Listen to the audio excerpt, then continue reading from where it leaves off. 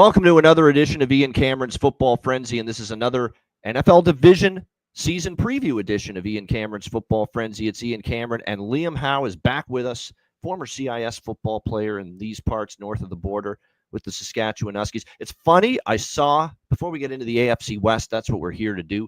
We'll preview the AFC West division. I think outside of the NFC North, it'll be the most competitive division in the NFL top to bottom. But I saw on Twitter yesterday someone post a video clip of a thrilling finish in a game involving the Toronto Varsity Blues in OUA football yesterday in the CIS ranks. It was a great play. It was like a game-winning touchdown bomb with, 30 seconds left. Toronto football, university football, has not been very successful in my lifetime. So to see them win games is a bit of a surprise, no question about that. But it got me thinking, and Liam will appreciate this discussion because he played CIS football.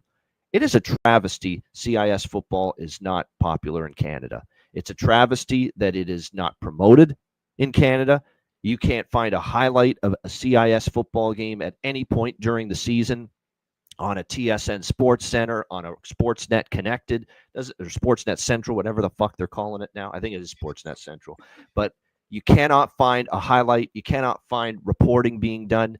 You cannot find panel discussions on any of these sports shows in Canada on CIS football. There is just no attention being paid to it by any networks. There's no promotion put into it. If you want to watch the games, you got to buy some, off the grid, streaming platform, or find, I think CBC Sports website online shows, I think the playoffs, at least when we get into the CIS playoffs. But regular season wise, good luck finding anything as far as CIS content, live games, and coverage on sports networks is concerned. And it's a damn shame. It really is. And I keep wondering why is it getting ignored? Why do the networks not cover it at all? Now, I don't expect it to be as big here in Canada as college football is in the U.S. Obviously, I don't expect that. But I know if you put resources into trying to promote this thing, it's going to get people's attention. The quality of football is there. And to me, it's just a shame, that CIS, hell, there's times I wonder if the CFL is getting promoted enough here in this country. But CIS football, for sure, you just don't see any attention or resources poured into promoting it at all. And I don't know. It's a shame to me, Liam.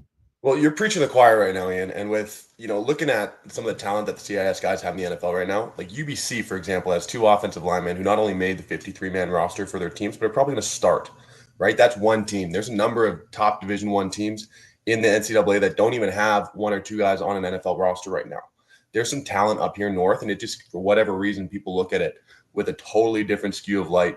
But I think, not even just college football in Canada, college sports in Canada doesn't get enough play and enough credit. There's some top tier athletes up here, and I think people need to start tuning into that. Yep, I know. It's just, I remember when I was a kid, you would see games. The Score television network does not exist anymore, but they'd have a game every Saturday. CHCH out of Hamilton would show a game every Saturday. And I know there was a time, I don't know if it's still that way, that CHCH out of Hamilton was a coast-to-coast network. Everyone in Canada would get it. So from that standpoint, the OUA game of the week would always be on in all of Ontario, much of Canada. Score television network. Tim McAuliffe was the guy that did play-by-play for all those games. I remember that was some 20 years ago now.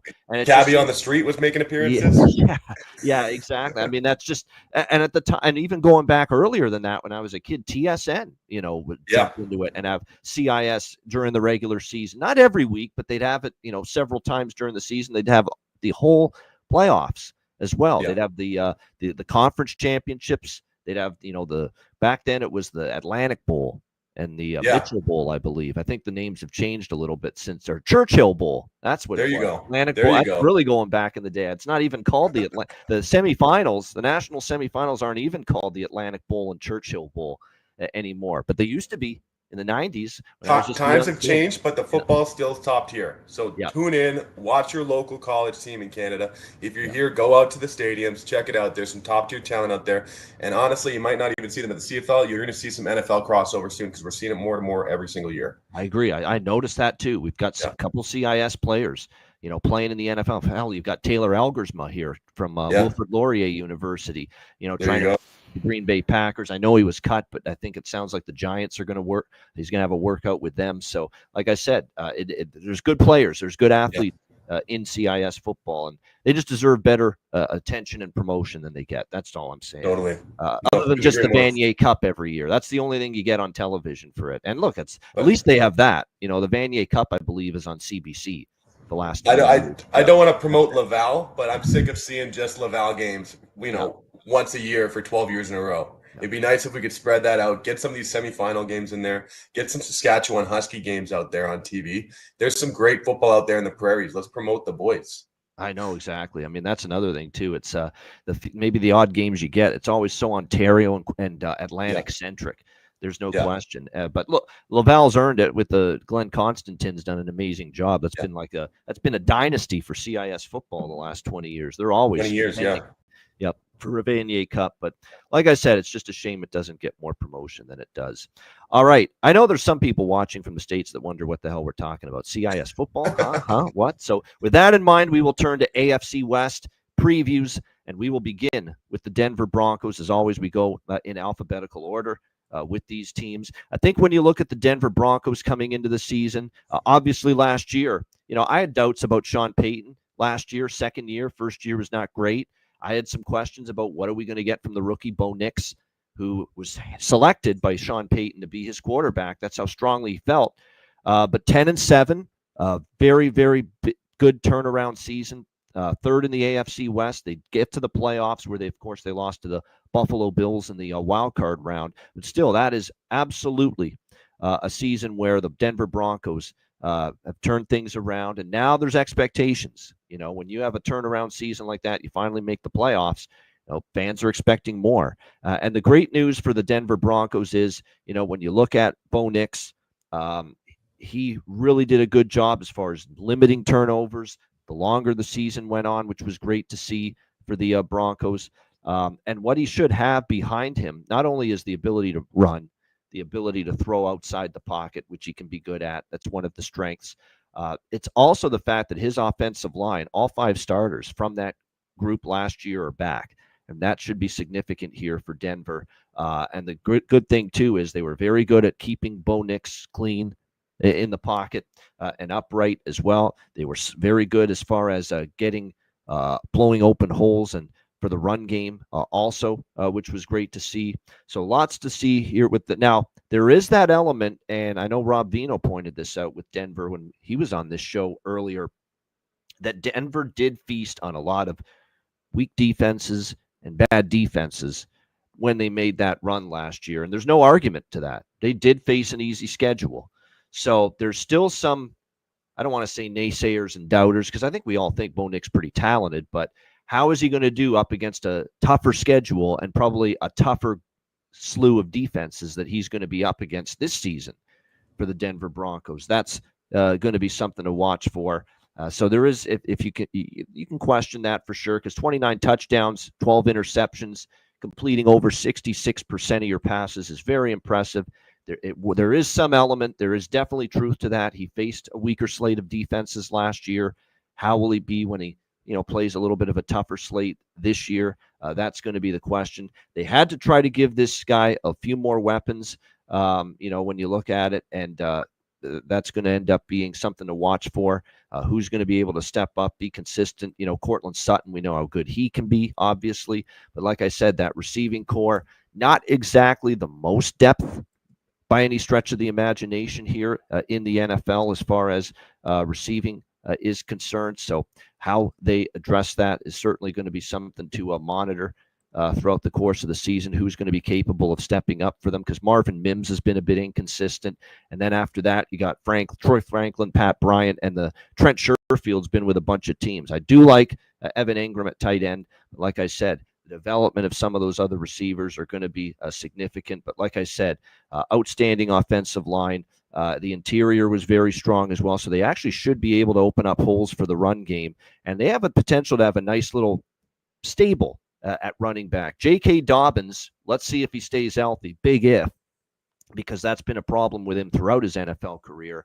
But R.J. Harvey, the kid out of UCF, is a guy they like quite a bit. So we'll see if those, and again, they do have an O-line that's pretty good as far as run blocking. So the running back group should benefit from that. When you look at Denver on the defensive side of the football coming into this season, obviously it's good. The secondary is probably, you would think, the strength of the group, and because the defense definitely took strides, last year. It was still, middle of the pack overall, the defensive ranking for the Denver Broncos last year. They had issues as defending tight ends at times. So the linebacking core was a bit of a concern for them. But they signed Talanoa Hufanga and Dre Greenlaw should help for this Denver team as far as the defensive side of the football. Greenlaw is battling a quad injury right now, so it looks like his start of the season could be in jeopardy. Alex Singleton, of course, was a guy they were counting on, former CFL player as well years ago and former Eagle, but he had a torn ACL that kept his season short. But his return should definitely help. That'll be interesting to see how it goes. And Hufanga's a guy that's battled injuries too. But like I said, you got to hope they stay healthy. And if they do, capable of being very solid for this team. When you look at the secondary, we know Patrick Surtain II, excellent, no question, terrific cornerback. It's finding someone else to kind of key with him on the other side of that secondary. They actually used Jahdae Barron in the first round for that secondary. Pretty good corner. So we'll see how he can add to that, should improve it. The D-line and the edge rushers, there is going to be some interesting things to monitor here because John Franklin Myers last year played great. Zach Allen played pretty solid. We'll see if those two can continue that kind of production. Last year, Zach Allen and Franklin Myers, a combined 15.5 sacks last year for Denver. So we'll see if they bring that back. The edge rush position was great. It'll be interesting to see, the linebacking core, Jonathan Cooper, Nick Bonito are going to be the guys they rely on quite a bit. This defense, though, took strides last year. I think they're going to be as good, if not better, this year. They could probably strive to be top 10 this year. I think there's a ceiling there, especially if assuming the guys they brought in from the 49ers can stay healthy, Greenlaw and Hufanga. That's really going to help. This could be a top 10 defense. You pair that with the offense. The O-line's great. Bo Nix, more experience, obviously. Solid run game. Wide receiver, that's my single biggest concern. There's not a lot of holes on this team, but that is my biggest concern is that wide receiver depth. Because after Sutton, there's a lot of question marks there at that receiver spot, no doubt about it. When you look at the schedule, they obviously play in a tough division, but there's a lot of gettable games, easier games. They have to play Tennessee, Indy, Dallas Cowboys, New York Giants. There are some winnable games. There are some tougher ones too, Eagles, Commanders, Packers, Texans on the schedule. I was buying low on Denver over their win total last year. I really, really liked them over their win total last year. I'm lukewarm this year, lean to the over. But, we're going to have to see if everything comes together. Schedule is a little bit tougher. And like I said, with the one thing that I do, it's like a little voice in the back of your head saying, it looked great last year. Bo Nix looked great last year. The offense soared, back half of the season. But it was a weak schedule. There were a lot of absolute, not just bad, terrible defenses littering that Denver Broncos schedule down the stretch of last year. How will it go for Bo Nix and that offense when they face a step up in competition? Liam, what do you think here for the Denver Broncos? You know what? I'm kind of on the same page as you here, Ian. With regards to the last season, yeah, they won some of those tough games, some broken down defenses. But at the end of the day, you still got to perform. You got to go out there and you got to win and execute with the X's and O's on those games that you are supposed to win. And they did that, which says a lot about their team as a whole. Taking a big step forward with some of those guys on defense. I think Greenlaw is one of the most underrated players in the NFL. I think he's one of the top linebackers out there. I think he got outshone playing next to Fred Warner in the Niners because he's so elite. I think Hufanga is a big pickup. Obviously, I love my Niner guys, but like you said, that receiver holes is what we're worried about. They picked up the running back in the draft. I think that's going to be huge for Bo Nix, using some of those play action, draws out, roll out, get outside the pocket. Just easy passes, work it downfield. I'm big on Bo Nix. He surprised me last year. I love some of his decision-making. Too many interceptions, but that 66% completion rating is huge for a rookie. That shows me that he's able to get the ball out on time. He's hitting the right routes. Obviously, we need to clean up some of that decision-making downfield when it comes to that touchdown-interception ratio. But consistently having a 66% completion rating when you're a rookie, that's huge. And we're starting to see the effects of what COVID did by getting some of these quarterbacks in college that extra year or two. We're going to start seeing the window like Cam Ward. Some guys come out who played that extra year or two in college, who had more experience, more snaps, more time on the field to improve that decision-making and, take that leap to the NFL. We're not seeing the, Peyton Manning back in the day where he just got kind of thrown into the fire. We're seeing guys develop more in college and get out here with more experience and more ability to play right away when they get to the NFL. So I think there's going to be a big increase in what we see from rookie quarterback play for the next year or two. I'm excited to see what happens. In terms of the Broncos, I think that they're making another step forward, but I think that they took their big stride last year. I think they kind of got their pieces in place. They're figuring out what kind of team they are. They got their shotgun caller. They got their coach in place. They got some defensive tools. It's just continuing to add on to the foundation that they built so they can keep taking strides forward. But this is a tough division. I think that they're going to have to win their in-division games. Obviously, the Chiefs are going to be a hard one, but I think those games against the Raiders are going to be absolutely crucial because that's a team that could push them when it comes to the end of the year and we're looking at a playoff spot. It's going to be interesting to see what happens, but I'm confident in the Broncos. I would smash the over as well. I'm high on the Broncos here. I think Peyton's got them rolling. Yeah, I mean, like I said, a lot like last year. I cashed a win total with them. They were a very good team to me because I backed them quite a bit. Now, again, you're going to face a little bit, like I said, of a tougher schedule, but I'm not in a rush to bet them under. It's still over or pass for me as well with the win total for the Broncos sitting at that 8.5 number right now. I feel they can still definitely get to 9 and 8 minimum this year for the Broncos. All right, Kansas City Chiefs. A team that just year in, year out, they win the AFC, they get to the Super Bowl. They've also made a habit of winning the Super Bowl multiple times until last year, where they weren't just beaten, they were thoroughly embarrassed, really, for a massive TV audience, obviously, as it always is with the Super Bowl, by the Philadelphia Eagles. So all the narrative is, look out, this team is loaded for bear. They're pissed off. They're angry. And they're coming back to win their Super Bowl. And obviously, you're always going to have a chance to do that when you have Patrick Mahomes as your quarterback and Andy Reid as your head coach, not to mention Steve Spagnuolo as your defensive coordinator, one of the best in the business. You know what I respect about Spagnuolo? I don't know if I've said this a lot on this show, but I know I've said it to friends of mine. I respect how he's remained a defensive coordinator all these years. I am sure he's been offered head coaching positions, but he just says, I don't really want that. It's not my thing. Not my cup of tea. Yeah. Multiple offers year after year. Yeah. And he just says, no, I want to coach defense. Yeah. It's what I do. It's what I do best. And I just want to focus on working on the defense, scheming and game planning on defense for an opponent every single week. That's my job. That's where I thrive. That's where I excel. I'm sticking to this role. I applaud that. Culture. Hey? It speaks to the culture of that locker room and what they're doing in that organization. To get not only players that want to stick around, but DCs, OCs that want to be there and want to win. Andy Reid's been brewing something great in that organization, and we see it year after year. And it's not just one guy there. There's some kind of special juice going on there that makes guys want to win and buy in. And it's not echoed across the NFL. So that shows Steve Spagnuolo definitely has opportunities elsewhere. If he wanted to be head coach, he could been one last year, the year before, this year.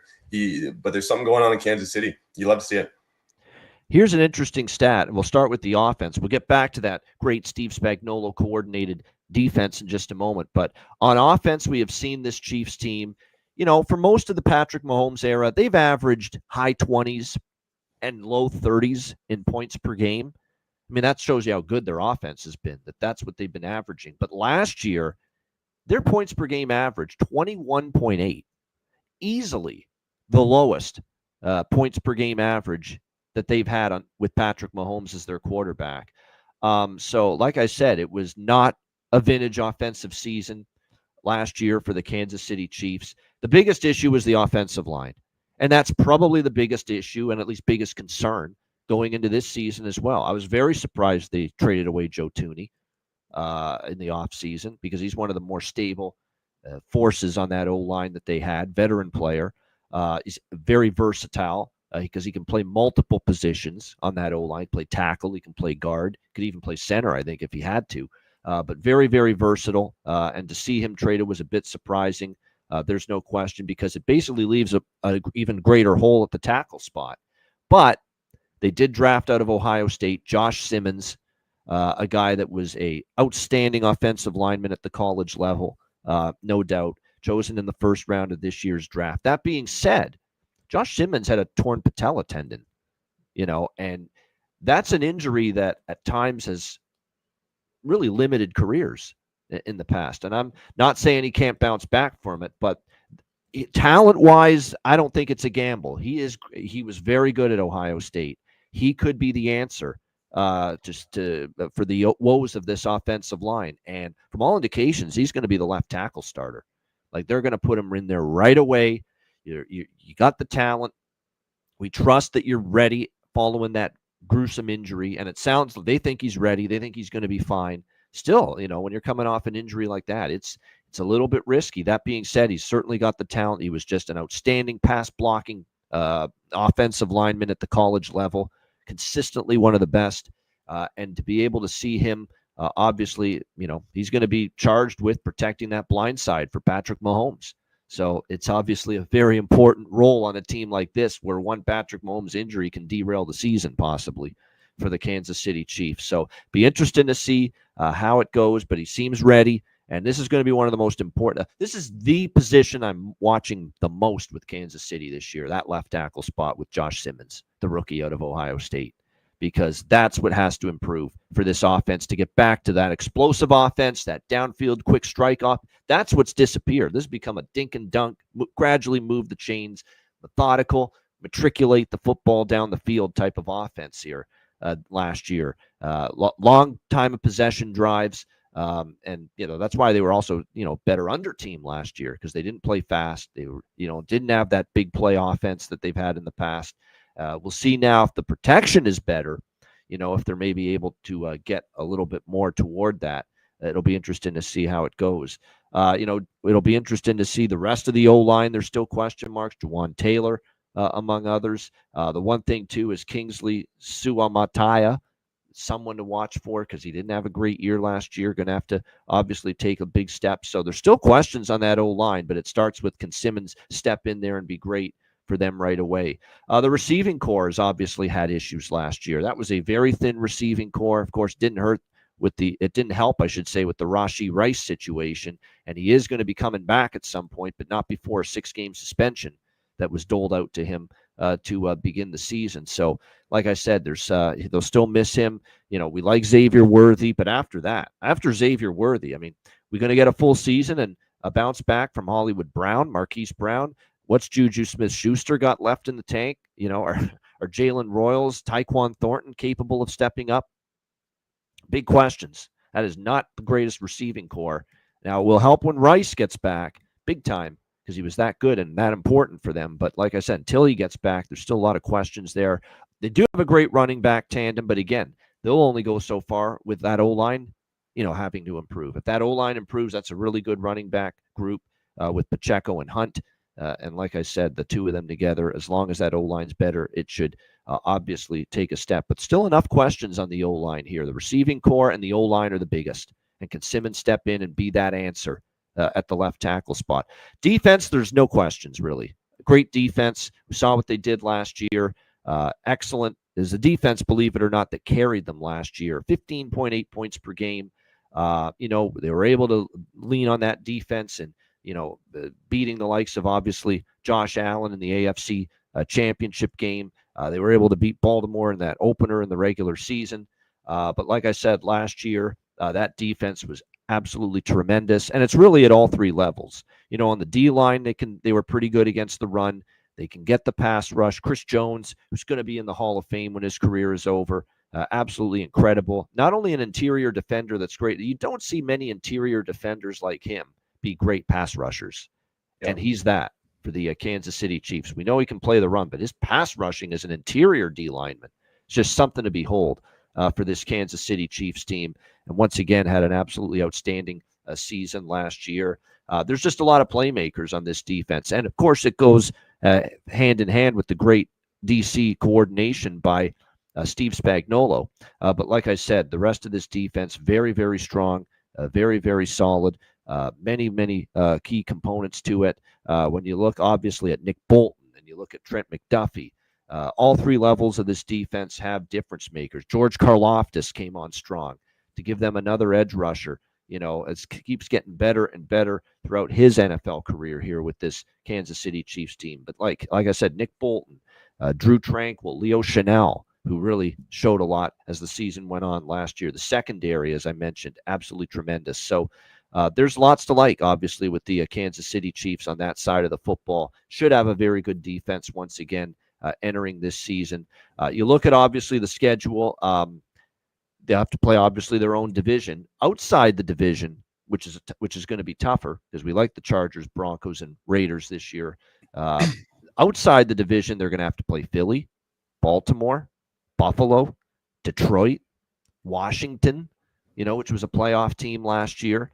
There are some tough games there, a lot of them, but you'd expect that.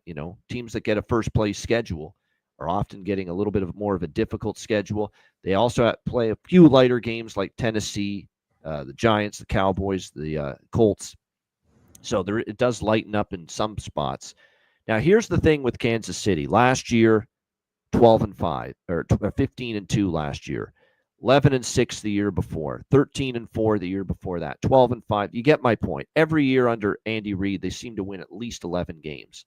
The last time they won fewer than 11 regular season games was 2017. That was 8 years ago. The win total's 10.5. I could only look over the total. But I have not bet it, and I don't think I will, because that schedule's much tougher. I do worry about that offensive line. I do worry about that receiving core depth. And at some point, Kansas City's just been that's why they have these great records. They have been magicians at just winning every single coin flip game, every single close game, every single tight down to the wire game. This team has friggin' somehow found a way to pull it out and win almost every time. What if that close game magic, luck, whatever you want to call it, starts to go against them a little bit? At some point, you would think law of averages does come back and get Kansas City a little bit. So there's no way I'm saying, Andy Reid, I'm going to bet you under 10.5 wins when you've won 11 games every year since 2017. But there are enough holes, enough questions that I'm not running to place that bet. What do you think here, Liam, for the Kansas City Chiefs? The Chiefs are the Chiefs. They've got a history of winning. Obviously, they got Mahomes, they got Reed, they got some guys around there that can fly around and make plays, and a number of future Hall of Famers. But I've never thought more that the Kansas City Chiefs are more vulnerable than they are this year. I think Travis Kelce's lost a step. He's not getting faster. And when we saw that Tyreek Hill trade happen a few years ago, that defense stopped getting stretched out. So if you got Travis Kelce, who's never been a speed guy, not getting downfield, not stretching out those defense, not stretching out those zones, we're going to see a dip in his production, which we've seen. And when Hollywood Brown went down last year and was out, and Xavier Worthy was, dropping some balls, not making some plays, we really saw that start to hinder the performance that we were getting out of Travis Kelce, which means you see him on the sideline getting frustrated, throwing his helmet, yelling at guys, wanting to get out there, wanting to make plays. But I don't see him making that big step forward or back to where he was 2-3 years ago in that top 10 player in the NFL phase of his career. I think that's past. And obviously he's had a great year off the field, but I think his on-field production is going to take another dip. I think, Xavier Worthy needs to start making some bigger plays and make some bigger strides. He's their new speed guy. He's who they want Tyreek Hill to be when they let Tyreek go. So still lots of potential around there, but, lots of question marks. I think that they're going to be right around that 11 win mark. I'd be surprised, honestly, if they exceed 12 wins like they have in the past few years. I think it's just too difficult. And we've seen Patrick Mahomes struggle when the defenses shift up and they sit back and let him make decisions in the zone. When they stop trying to pressure him and blitz him, he doesn't always make the right decision when he's got that kind of time. And when he's got guys that can't stretch down the field and can't really make those separations in the defense, like we're going to see out of Travis Kelce, it might be a slow start to the year for them, and they might not start off rolling like we have seen them in the past. It's going to be interesting to see what happens there. What I do love is their defense and Spagnuolo, like we've talked about before. I think that gives them a kind of safety net where we can have some off quarters from Mahomes. We can have some off quarters from the offense in general, and then they can pick it up in the second half.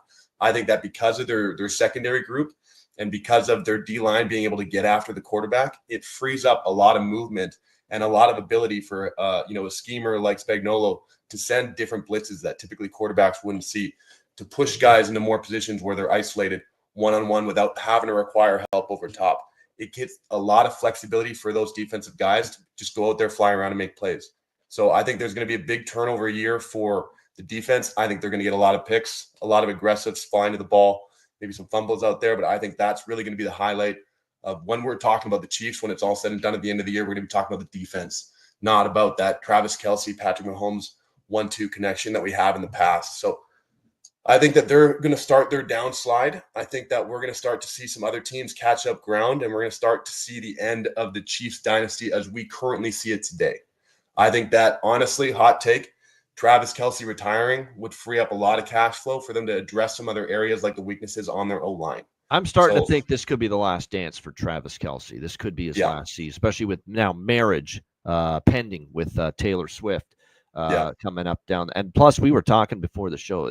I don't think it's a total coincidence. The production has dropped a little bit, and since he's gotten more involved with Taylor, just simply because there's distractions, he's got to deal with more of the rhetoric and the people talking about him and her together and all that stuff. And now you got to do wedding planning now on top of it. So you just wonder if that gets into the business a little bit, focusing on what you need to do on the football field.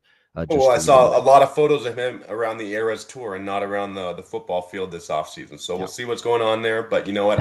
I hate to see it when guys drag their career on too long and we forget about who they used to be. Travis Kelce has been a beast. He's a first ballot Hall of Famer. I hope the drop in his production isn't as big as I think it might be going into this season, and I hope that he still ends off on a high note. Yeah, it'll be interesting to see if he can bounce back. Is right, just production wise, it was not anything close to the Travis Kelce type of performances we've seen certainly in the past. There's no question. I want to shout out to Creed Humphrey, the center, because the offensive line, like I said, it's a work in progress, but not at that position. He's been a great center. He's been one of the most highly graded centers in the NFL. Certainly was last year. So, like I said, that left tackle spot. That is what I'll be watching here for the Kansas City Chiefs. All right, the Las Vegas Raiders. Pete Carroll back as head coach in the NFL and back with his infectious personality and that energy and running around and, patting players on the back and, chewing that gum and clapping his, butt off, all that. Well, it's back in our lives again as he's the head coach of the Las Vegas Raiders. 4-13 last year. And look, we saw, say what you will, Pete Carroll, always Mr. Positive, and players are receptive to him because of that. He definitely rah-rah guy. Players, appreciate that. That's why I think he's had a pretty good career in the NFL, just a player's coach, if you will. That being said, you also have to remember that Seattle, when he took over there all those years ago, was a franchise in kind of some disarray, and he brought them back to relevance, won a Super Bowl there, took them to another Super Bowl that they should have won. Of course, the fucking Malcolm Butler play, which will go down forever as one of the all-time unbelievable conclusions to a Super Bowl game that year against New England. But nevertheless, had a great deal of success, obviously, with the Seattle Seahawks. And we will see if, like I say, he can translate that to the Raiders. It's that he's done it before in another spot, taking a team and making it better. That has me believe, even now in his 70s, Pete Carroll's able to maybe do that here with the Raiders. But first of all, they brought in, and say what you will about Geno Smith, okay? Geno Smith, actually, I appreciate him a lot more than certainly when he was started with Seattle. Because, we thought, wait a minute, Geno Smith, really? He hasn't done a whole lot in the NFL. And I thought he played a lot of good football for Seattle. And during a time when Seattle never had a great offensive line for him, that's an issue that they always had. That was never a great Seahawks offensive line. I thought, considering the limitations they had, he had a pretty decent run there with the Seattle Seahawks. And now here he comes to the Las Vegas Raiders to be the starting quarterback. When you look at this Raiders team, the offensive line had to be addressed, simply had to be addressed. Like, they were bottom They were worst or bottom 2 or 3 in the league in pass blocking and run blocking grade last year. I mean, the O-line was really an issue for this Raiders team. And the good news is they did make some adjustments to it. They did make some additions to try to shore up that group. They simply had to going into this season. And when you look at it, the offensive line, like I said last year, had issues. Now they have a good left tackle in Colton Miller. The good news is they also, Jordan Meredith, late in the year when he got opportunity, back half of the year, played better for them. They drafted Caleb Rogers, who's got a great versatility to him for that offensive line in the third round this past season. Dylan Parham, they like as well. Now, there's some question marks in some of the other areas, but there's no doubt the offensive line has a brighter and more positive outlook for the Raiders going into this season than it did last year, and that should help Geno. Believe it or not, I would even say that this could actually be a better offensive line than anything Geno had the last year or two in Seattle, honestly. And that could lead to Geno Smith, maybe being a bit better and than maybe some people think here for this Raiders team at the quarterback spot. Obviously, at running back, they draft Ashton Jeanty from Boise State, who is just a marvelous running back at the collegiate level. And we saw Boise State first game without Ashton Jeanty lose and get blown out by South Florida on Thursday. So maybe a sign they missed him more than they thought, Boise State. But now he's in the NFL. Just ability, as physical a running back as you could find. Break tackles, refused to go down on first contact, just absolute machine. He was a very Marshawn Lynch-like. That's a good comparison when it comes to Ashton Jeanty. I'm looking forward to seeing what he can do. And again, with the Raiders addressing the offensive line at least a bit, it should help, open those holes for him in the run game. And he's got a solid second backup running back too. Mostert's been around, Raheem Mostert, for a long time. The receiving core, it'll be interesting because Jacoby Myers, good player, but is he ready to be a number one? And after that, you do have some questions. Trey Tucker, Dante Thornton. They just one of the late signings was Amari Cooper, the veteran, brought in by the Raiders. We'll see how that goes. Again, health and age is a concern with him. Tight end, there's no concern. They had Michael Mayer out of Notre Dame, but especially Brock Bowers, the number one. They'll probably use Mayer. They did use both last year, but Brock Bowers is certainly showed glimpses of being a dominant tight end at this level here in the NFL, and I'm excited to see what a full season of him can bring here for the Raiders this year. A second season now for him in the NFL should feel a lot more comfortable. When you look at the Raiders on the defensive side of the football, last year the D-line just suffered such a huge amount of injuries. It was supposed to be a great defensive line, but Max Crosby, the edge rusher, missed, a handful of games last year, and the sack numbers went down as a result. Malcolm Kuntz obviously had an injury. Christian Wilkins got banged up last year. I mean, it was just one of these deals where everyone got hurt at some point on that defensive line, and it helped, and it hurt, I should say, the ability for that group to be as good as they could have been. But if Max Crosby's healthy now, looks like Malcolm Kuntz and Christian Wilkins, if they can all, be on the field, this is a team that should be able to get a pretty damn good pass rush. So that's going to be the key, keeping them all healthy. And you're going to need a pass rush when you're playing some of these great quarterbacks like Herbert and Mahomes and Knicks in this division. You're going to need a pass rush, and that pass rush should absolutely be better this year, no question. And they're going to need it because the secondary is still a bit weak, in my opinion. They're going to have to hope Trayvon, they're going to have to hope Jeremy Chin, steps in and plays well because Trayvon Moehrig is gone. And when you look at the cornerback spot overall, Nate Hobbs left in free agency last year. You got Jacorian Bennett, Eric Stokes, Darnay Holmes. It's thin. Let's put it that way. It's thin, that Raiders secondary. So that pass rush better be there. And it's got the potential to be a lethal pass rush for the Raiders, but it better be there because, as I always say, a great pass rush can mask issues in the secondary. And that's what the Raiders are going to need, I think, going into this year. Robert Spillane, who I thought had a great season last year for the Raiders, left. He's gone, and that's unfortunate because I thought he played great. So the linebacking core, does, I think, take a little bit of a hit. So I am a little bit worried about the back seven for the Raiders. The linebacking core and the secondary does have some concerns going into the year. But obviously we like the offensive line improvement. Geno, say what you will about Geno. I think he's better than anything the Raiders had at quarterback last year. Yep. No question about that. Pete Carroll infusing the energy, the positivity, the confidence once again, I think, with this Raiders team. I think they can surprise a little. Now, I don't know about surprise and make the playoffs, but the beauty is we can bet their win total over, and they don't have to make the playoffs because their win total is 6.5. And I do like over 6.5 wins minus 140 for the Las Vegas Raiders, asking them to go 7-10 or better this season, which I think is manageable. I think they can be 7-10, 8-9. If things break right, the pass rush is great. Geno plays well.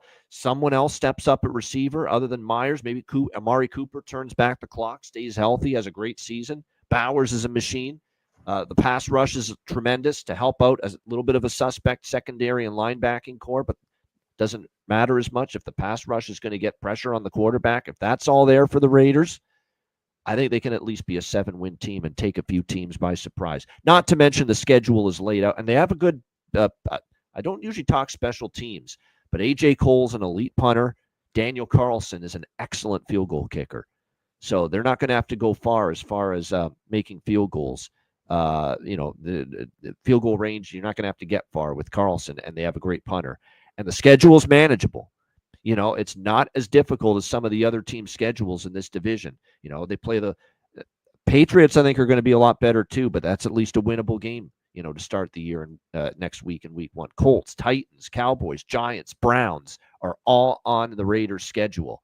So there are winnable games for this Raiders team. And I think with Carroll's energy and his past performance as far as ability to turn a struggling, moribund franchise around quickly, then I like Las Vegas here over 6.5. Just, again, all I'm asking them to do is get 7-10 or better. And I think that is doable for this Las Vegas Raiders team. Liam, what do you think for the Raiders?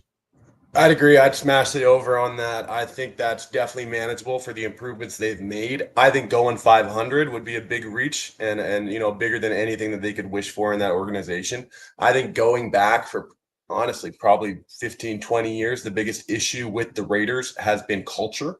I think that it looks like when a big play happens against them, they get more defeated than any other team in the league, and that just can't happen at the NFL level. You can start to see guys bickering on the sidelines. You can see guys bickering in the game, and they've never really had that mesh that you think that, like, for example, the Chiefs have or the Detroit Lions have or some of these other franchises have around the league. I think bringing in Pete Carroll is the perfect coach for what they need right now. I think they already have a lot of outspoken leaders. I think they just need some good vibes in there, and that's who Pete Carroll is. Also, he's a culture changer. Going back to his days at USC, he builds dynasties. Remember when he took over at USC 30 years ago? They were a dumpster fire. He built them up to the Matt Leinart and the Reggie Bushes that we know of and think of today when we think of USC football. Obviously did the same thing in Seattle. He had some bad drafts outside of that Legion of Boom draft. But, I think that he's shown that, especially when he has a good running back, he knows what to do until it gets down to the 1-yard line. So feed the ball to Ginty, let your players do what they're being asked to do, put them in the right position, quick dump offs to Bowers. I do think that there's a lot of red flags when it comes to the receivers. I think they're going to ask Geno Smith to do a lot there on the offense. But the good news is he's coming from Pete Carroll's system. He's not learning a whole new system, a whole new structure, a whole new playbook. Obviously, there's going to be some different installs and different plays and different concepts and stuff, but he's not walking in there blind. He's a veteran NFL quarterback with a proven success rate. Like you said, he's never had a good O-line. He's never really had true studs around him for the vast majority of his career. And, like I said the other week, he did have that New York Jet stint where I think is a great place to waste your career as a quarterback. So I think you need to give him some time to just really show what he can do with tools. I'm excited to see what he can do with a strong run game and with a guy like Bowers down there for check down routes and check down options, quick releases. I think they're going to be set up for a good foundation to lead or to build upon moving forward. I don't think they're really competing this year, but I think over the next couple of years, we're going to start to see massive strides ahead in that organization. It's exciting to see. I think they just need to nail some draft picks and start to clean up some of these issues and red flags that we're seeing across the position groups. I think that the other thing that they're going to have to do is they're going to have to build in free agency next year. But I think Pete Carroll's the guy to make guys that want to come in, and obviously players want to go play in Vegas. So I think they're at a good spot right now, better than I've seen them in the past 10 years. Do I think they're going to compete for a playoff spot this year? Probably not. Do I think they're going to surprise a lot of people? I definitely so. I think they made some great moves in the offseason, and I think they're on pace for a great year. I think certainly the Raiders, yes, will be improved. And again, the beauty of the win total being 6.5 is I'm not necessarily ready to step out on a limb and say playoffs for the Raiders or contend for the division, but I think 7-10 is certainly something they can achieve this year. And again, the schedule's set up nicely for them in order to do that. All right, last team for this AFC West preview, the Los Angeles Chargers. Jim Harbaugh and his LA Chargers. Last year, Jim Harbaugh 11-6 in his first year with the Chargers after 5-12 the year before, and that's what Jim Harbaugh does. We talked about how Pete Carroll has immediate success wherever he goes. Look at Jim Harbaugh, and here you go again. Immediately, the Chargers better. Now, it unfortunately ended with a thud, with a playoff game that was a forgettable one for the entire team against Houston, and about as bad as you'll see Justin Herbert play as well. I was surprised at just how poorly he played in that Texans wildcard game last year. But we'll see if the Chargers can certainly build on last year, that 11-win season. Their win total is 9.5. It's actually 8.5 at -145. And at 8.5, -145, I could certainly lean over still. There are concerns, but 9-8 is something I think they can do. I think they can get to 9-8 for sure. I am concerned about whether they can match the 11 wins that they had last year. The offense is not as big a concern in some areas for me. I know Justin Herbert had a tough playoff game, but he still had an overall very good year under Jim Harbaugh. And certainly we know how well Harbaugh, quarterback himself, can work with QBs in the past, no doubt. The offensive line for the LA Chargers, that is where I get concerned because obviously, if you remember, we saw a significant injury suffered here in training camp. Rashawn Slater, and like I said, Pro Bowl left tackle, carted off the field with a leg injury early in August in training camp. And just to see that you hate to see that. A key integral part of this team on the O-line. And obviously, looks like his season is done. And like I said, the good news is they've had some time to try to, patch it together and try to get this team going. But that's a huge blow. Slater is one of the best blindside, protectors in the NFL. He's absolutely tremendous. Yes, they had Joe Alt. He was great last year, as a rookie. But again, you're going to need other players now to step up. So the O-line, you have to downgrade it with the Slater injury. There's no question. So an O-line that I was liking with Slater on there, and now it still could be decent, but there's no doubt it's going to take a little bit of a hit. No question. So will that protection be there for Herbert? Will they be able to open up holes for the run game? They like Omari on Hampton, and I think Omari and Hampton from North Carolina could be very solid. You pair him with Najee Harris, who's now here from the Pittsburgh Steelers. That could be a good running back tandem. But again, with the O-line in greater flux now, will the holes be there for these running backs to run through this season? Big concerns as far as receiving depth. We like Keenan Allen when healthy. We like Quentin Johnston when healthy. They lost Josh Palmer in the offseason. And Ladd McConkey, absolutely outstanding rookie year last year for the LA Chargers out of Georgia. He had a phenomenal season, should continue to be an excellent weapon in the passing game for Justin Herbert. And I don't love the tight end position for this team. We always talk about a lot of teams now have this great tight end or great tight ends, but the tight end spot for the Chargers is probably one of the weaker ones in the NFL because it's Will Dissly and Tyler Conklin, and these are journeyman tight ends, and Will Dissly had drop issues big time late in the season, especially in that playoff game in the wild card round against Houston, and that wasn't all Herbert. Herbert didn't have a good game, but guys were dropping passes left and right in that playoff game, and Dissly was one of the culprits. So I am a bit concerned. I have no concerns about the Dicker, the kicker. Cameron Dicker's excellent, so field goals shouldn't be an issue for the Chargers. They should have great confidence that they'll be able to make the field goals from anywhere. So the Chargers, obviously, look, offense, O-line, I am more concerned about it. Like I say, who's going to step up at receiver? Can Keenan Allen and Quentin Johnston in particular, stay healthy? Defense, though, when you look at it up front, it's going to be interesting to see how it goes because Joey Bosa has gone to Buffalo. Now, look, he was a lot of times injured for this team, and there are still some edge rushers that are here. They've got Tui Pulatolu and Khalil Mack, but Khalil Mack here, who's actually was very good. I thought it was one of his best seasons in a long time, Khalil Mack. But again, now he's in his mid-30s, so age is getting up there for him. Could he continue to play well?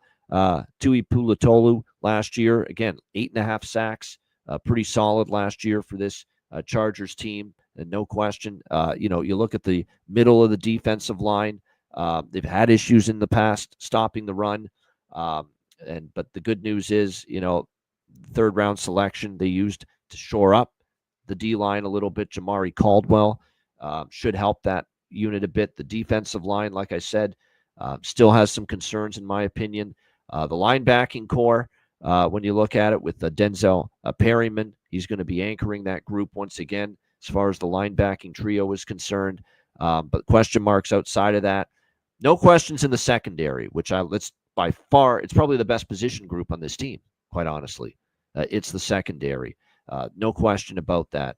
When you look at what they've got there in the defensive backfield this year, Dante Jackson, Benjamin St. Juste, Canadian, signed in the offseason for this Chargers team.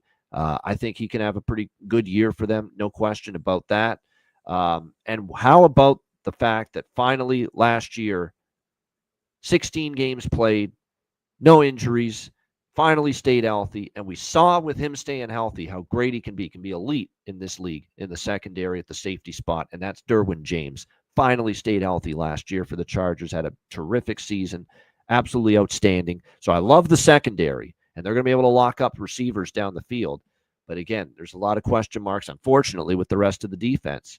Is Khalil Mack going to be just as good with the pass rush this year? Can, the rookie Tui Pulatolu, bring it again this year? Can that linebacking core find guys other than Perryman to step up and form a nice group there in the middle of the field? Those are concerns. So you might be able to run on this team again. You might be able to again, throw over the middle of the field against this team again. And so I would say tight ends against the Chargers this year. Just if you're talking about DFS and you're talking about player props, tight ends against this Chargers defense could have a lot of success. They could eat, essentially, because the middle of the field's still a bit of a concern for them as far as how they defend that. But again, they got a pretty good coach in Harbaugh. They've got a pretty good quarterback in Herbert. Yes, he took a hit for his performance, at least in my book, in the playoffs, but that shouldn't take away from how really good he was in the regular season. And he's still going to have the chance to win a lot of games for them. Last year, too, another thing that I factor in is why I'm not as bullish on the win total this year as I was last year to the over for the Chargers, is that last year's schedule was set up perfectly for them. It was a very weak schedule. This year, it's going to be a little bit more difficult.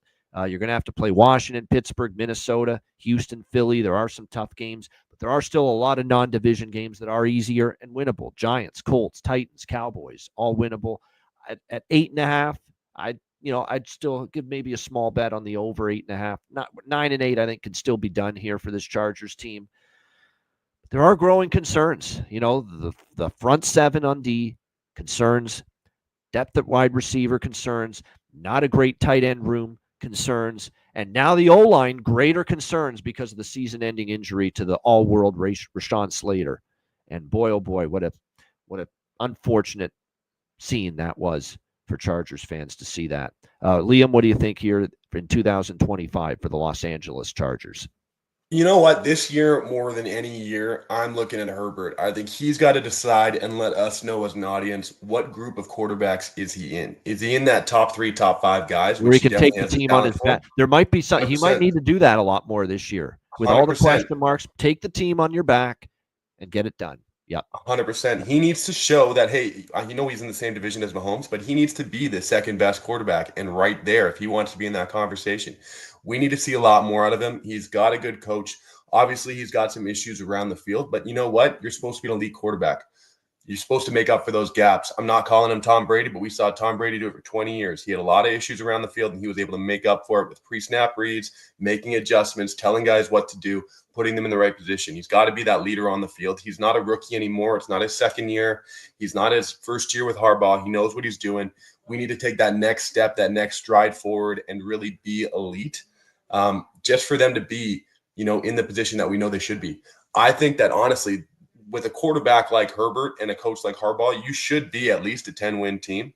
I know they've got issues around there, especially I think Bosa leaving is going to be a massive issue. He was, I know he had injury problems and he had a bit of a down year, but he's a defensive anchor for that team and has been for a while. That's a big name you're leaving from the locker room. I think that might be felt those first few weeks. So again, I think Herbert has to make smart decisions with the ball, and he's got to be the one to lead that team, make plays, put the team on his back, and put them in a position to where they're ready to, make strides in the playoffs like we know they should be. I think that's all well said. I was really thinking I was going to like the Chargers a lot, and then you start to see it, and they didn't really improve drastically, the wide receiving core. The tight end, like I don't love the tight ends at all, really. Disley has shown in the past at times as a backup that Nebraska is going to be a number one tight end. I'm just not sure he is, quite honestly. And now this Rashawn Slater injury is massive. This is a guy that's going to be the left tackle for this team projected. So, like I said, but the win total 8.5. The schedule, there's going to be winnable games. Trust in Jim Harbaugh a little bit.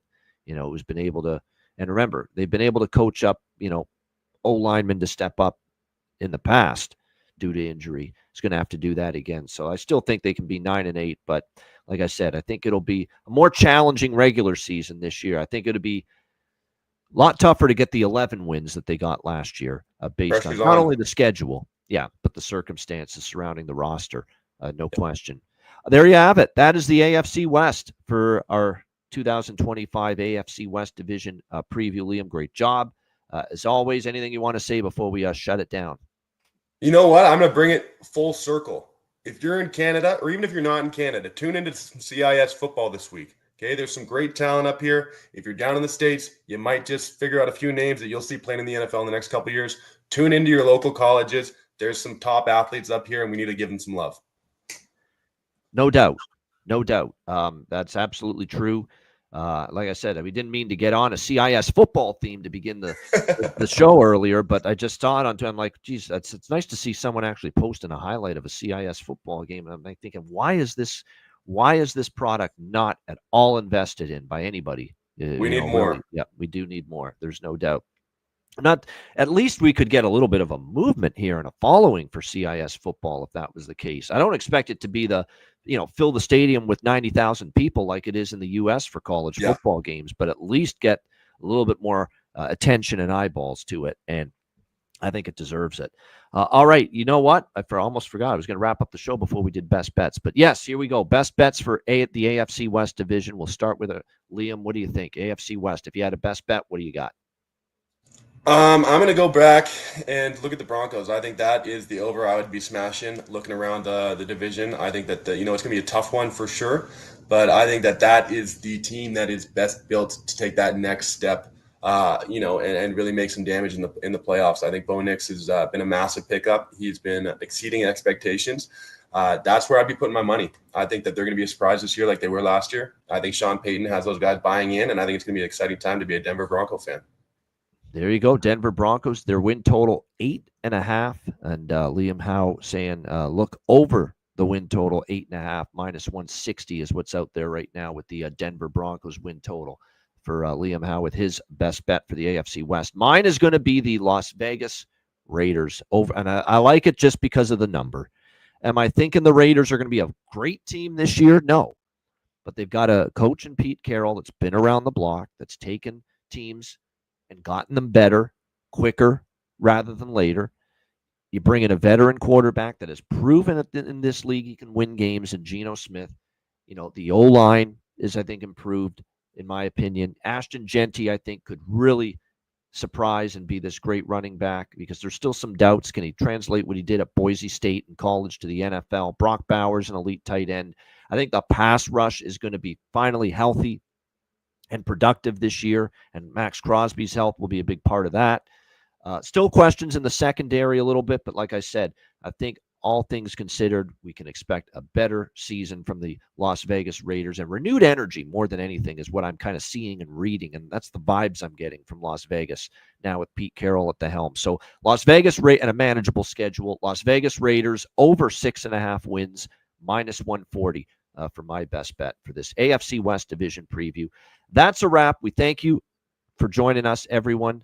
Make sure you hit the like button on the way out if you haven't done it already. And we thank Liam for joining us for these division previews. We'll try to get him on for the regular weekly shows a few times during the NFL season to actually break down some games, not just teams anymore, but actual games. We'll get him on a couple of times to do that. For Liam Howe, I'm Ian Cameron. This has been your AFC West division preview edition of Ian Cameron's Football Frenzy.